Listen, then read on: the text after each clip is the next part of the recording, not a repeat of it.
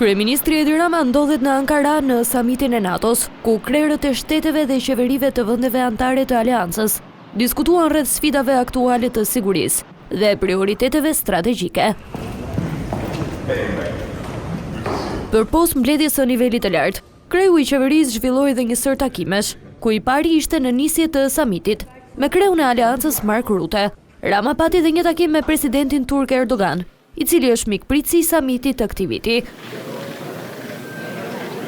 Pas hapjes së sesionit u realizua fotoja familjare e liderëve pjesëmarrës. Kreu i qeverisë shqiptare ishte në krah të presidentit turk Erdogan, ndërsa aty ishin dhe udhëheqës të tjerë botror, si presidenti amerikan Trump dhe ai francez Macron.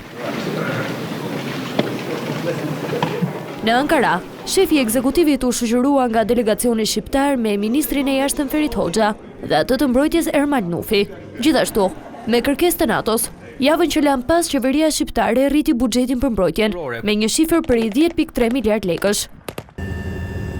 Kjo pjesëmarrje e Ramës reafirmon angazhimin e Shqipërisë si vend antar i NATO-s për të kontribuar në forcimin e sigurisë kolektive dhe në përballimin e sfidave të përbashkëta të aleancës.